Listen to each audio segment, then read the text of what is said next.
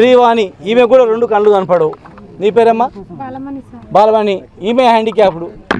ఇక్కడ ముందుకురా. అమ్మా అనిత, చూడండి దగ్గర అమ్మా, 2 కళ్ళు కనపడవు.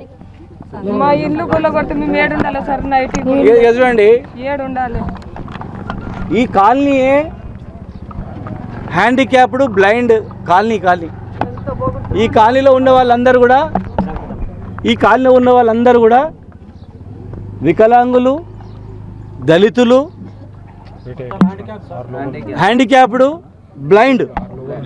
ఈమె 15 సంవత్సరాల నుంచి 100% బ్లైండ్, వికలాంగులు, పేద వర్గాల వాళ్ళు ఉండేటువంటి ఈ కాలనీలో అర్ధరాత్రి 1 గంటకు ఫోన్లు గుంజుకొని జేసీబీలు పెట్టి మొత్తం గులగొట్టిందంటే ఇదేమన్నా బంజారాస్లో, జూబ్లీస్లో కోటీశ్వరులు ఉండేటువంటి కోట్లాధిపతిలా వీళ్ళంతా? ఇంత అన్యాయమా? అసలు కనికరం ఎట్లా రాలేదు వీళ్ళని చూస్తే? ఏడుపెట్ట రాలేదు వీళ్ళని చూస్తే. 15 సంవత్సరాలు వీళ్ళు ఈ ఇంట్లో ఉంటే ఈ చిన్న పిల్లని ఇప్పుడు ఎక్కడ పోవాలి? ఈ చిన్న పిల్ల ఎక్కడ పోవాలా? ఇంత దారుణమా? 2 ఆడపిల్లలు, ఈమె ఎక్కడ పడుకోవాలా? 15 సంవత్సరాలు పైసా ఈమె 2 బిడ్డలకు 5,000 రూపాయల పెన్షన్ వస్తే, 3,000 రూపాయల పెన్షన్ వస్తే 3 6,000 రూపాయల్లో లక్ష్య సాధింపు చర్య అని. వికలాంగులు కనికరం లేదా? ఇక్కడ ఉన్నటువంటి దళితులపైన కనికరం లేదా? ఎక్కడ ఇదెంత ఇంత దుర్మార్గం ఇది? ఒక 2 రూమ్లు వేసుకున్నారు. ఒక్క రూము ఇది నిన్నమని వేసుకునే కాదు, 15 సంవత్సరాల నుంచి ఉన్నాయి వీళ్ళకు. పట్టా సర్టిఫికెట్లు కూడా ఉన్నాయి. ఒకవేళ ఇందులో ఉన్న వాళ్ళు ఎవరైనా బాగా కోటీశ్వరులు ఉన్నారనుకో, కూలగొట్టండి, యాక్షన్ తీసుకోండి. కరెంటు లైన్లు వేసి, వాటర్ లైన్లు వేసి, కరెంటు బిల్లు కట్టి, మున్సిపల్ హౌస్ ట్యాక్సులు కట్టి 15 ఏళ్ళ నుంచి ఉండేటువంటి నిరుపేదలను, బ్లైండ్లను, వికలాంగులను అర్ధరాత్రి మీరు కాల్ చేపించి ఎలగొడితే వీళ్ళను అడిగేటోడు ఎవ్వరు లేడని. ఇదేంది? ఒకవేళ గవర్నమెంట్ భూమి అనుకుందాము, మళ్ళీ చూడండి ఈ పట్టాలు ఇచ్చింది కూడా కాంగ్రెస్ ప్రభుత్వంలోనే ఇచ్చింది.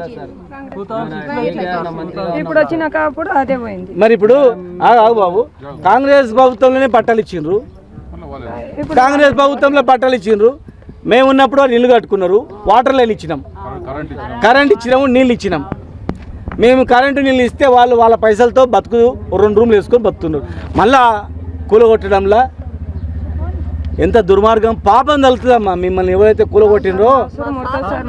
గారన్నా మరి కలెక్టర్ గారన్నా చూసి కూలగొట్టమని ఇన్ని ఇండ్లు 70 ఇండ్లు కూలగొడుతున్నప్పుడు మరి ఈ ఇండ్లు వాటర్ లైన్ ఎందుకు వేసిండ్రు, కరెంట్ ఎందుకు ఇచ్చిండ్రు, అప్పుడు కట్టేటప్పుడు ఏం చేసిండ్రు, పట్టాలు ఎందుకు ఇచ్చిండ్రు, పట్టాలు ఎందుకు ఇచ్చిర్రు?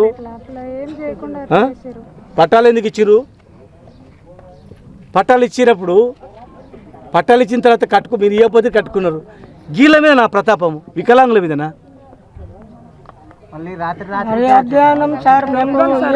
ఇగో మీరు భయపడకండి, భగవంతుడు అంటూ ఉన్నాడు. మేము అధికారంలో ఉన్నప్పుడు పేదోళ్ళు ఇల్లు కూల్చలేదు, మేము సాయం చేసినాం. ఎక్కడ మరి దీని వెనకాల ఎవరు ఈ వికలాంగుల బ్లైండ్ కాలనీ ఎవరు కూలకొట్టడానికి ఎవరు ప్రోద్బలం చేసినారో భగవంతుడు శిక్షిస్తాడు. ఒకటి మళ్ళీ మేము వస్తాం, 100కు 100% మీకు ఇండ్లు కట్టించి సిమెంట్ రోడ్లు వేసి మీకు బ్రహ్మాండంగా చేస్తాం. ఇప్పటికైనా కలెక్టర్ గారు వచ్చి చూసి వెరిఫై చేసి, ముఖ్యమంత్రి గారు సొంతం జిల్లాలో ఇట్లా వికలాంగుల పైన, దళితుల పైన దాడి జరిగి బయటపడేస్తే మరి మీరు వెంటనే దీని మీద ఎంక్వైరీ చేయించి పట్టాలు లేకపోతే వాళ్ళకి పట్టాలు ఇవ్వండి, పట్టాలు ఉంటే వాళ్ళకి నష్టపరిహారం కట్టించి మళ్ళీ ఇండ్లు కట్టించి ఇవ్వాలి, వాళ్ళకి యాజ్టీజ్గా మళ్ళీ ఇండ్లు కట్టించి రోడ్లు వేసి వాళ్ళకి అప్పచెప్పాలా. లేనట్లయితే ఖచ్చితంగా వీళ్ళ ఉసురు గ్యారెంటీగా తగులుతుంది. మీరు కట్టియకపోతే మీరు ధైర్యంగా ఉండండి, మళ్ళీ మేము వస్తాం, 100% మేము కట్టిస్తాం.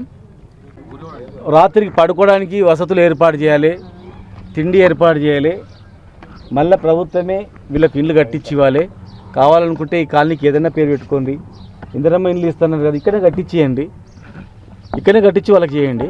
పేదవాళ్ళపైన చేయడం అనేది ఉన్న ప్లేస్లో, వాళ్ళ ప్లేస్లో వాళ్ళు 15-20 ఏళ్ళ నుంచి ఉంటున్నారు, వాళ్ళ ప్లేస్లో వాళ్ళకు కట్టించి ఇవ్వాలి. ఏదున్నా కూడా పేదవాళ్ళ మీద మనం చేయడం అనేది, పేదవాళ్ళపైన ఇట్లా దౌర్జన్యం చేయడం అనేది, వాళ్ళు ఎవరు అడగరు కదా అని అర్ధరాత్రి వచ్చి దాడి చేయడం అనేది చాలా తప్పది. దీని మీద ఎవరు కారకులైనా అది క్షమించరండి అటువంటిది. ఇది జనరల్గా ఏదైనా కంప్లైంట్లు వచ్చినా అధికారులు వెరిఫై చేసి వాళ్ళకు న్యాయం చేయాలి తప్ప వాళ్ళని కొల్లగొట్టి రోడ్ల మీద పడేస్తే ఇప్పుడు ఏమొస్తుంది? వాళ్ళు ఎవరు చెప్పుకోరు, ఎవరు ప్రాణం పోతుంది, దానికి ఎవరు బలి అవుతారు చెప్పండి.